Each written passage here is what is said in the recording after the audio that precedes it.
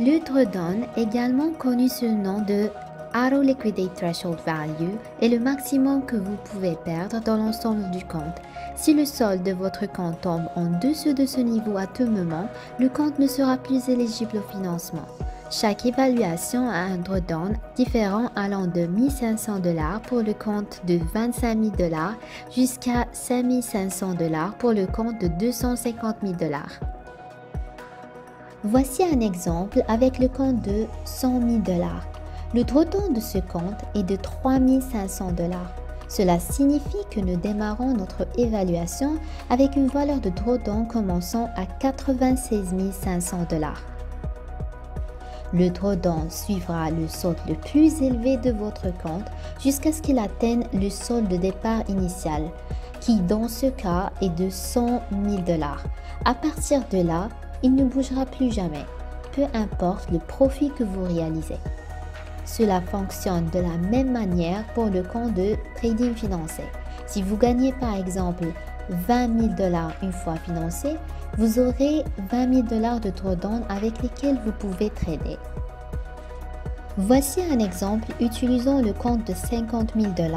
Ce compte a un drawdown de 2 500 $, ce qui signifie que vous commencez initialement avec 47 500 $. Disons que vous effectuez votre premier trade sur le compte et que vous réalisez un profit. Pourtant, le solde du compte a un nouveau sommet de 51 000 $. Le drawdown augmentera également en fonction du solde du compte chaque fois qu'il atteint un nouveau sommet. Il le portera donc à 48 500 $. Si vous prenez votre prochaine trade et qu'elle se retourne contre vous, entraînant immédiatement une perte de 1000 $, votre drawdown reste à 48 500 $ et votre solde revient à 50 000 $.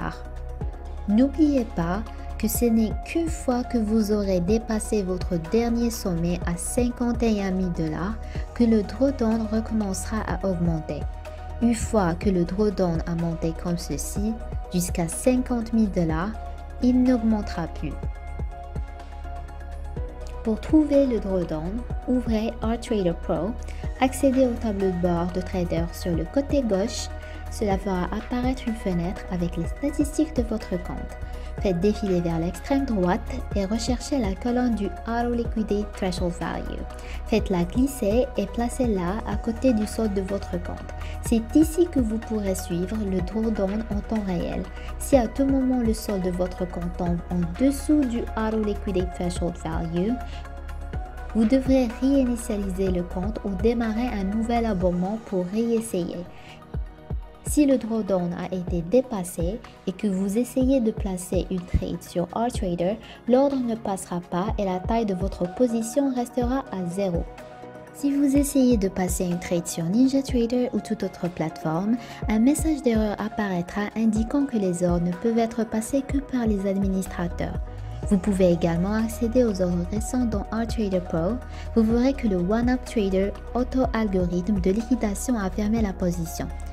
Juste au-dessus se trouvent également tous les ordres rejetés qui ont été tentés d'être passés après le drawdown a été touché. Les partenaires de financement appliquent cette règle car ils souhaitent que les traders démontrent leur capacité à gérer les risques. Les traders doivent être conscients de leur drawdown à tout moment en maintenant en place des règles d'une gestion disciplinée de l'argent. Merci d'avoir regardé la vidéo et nous espérons vous voir financer bientôt.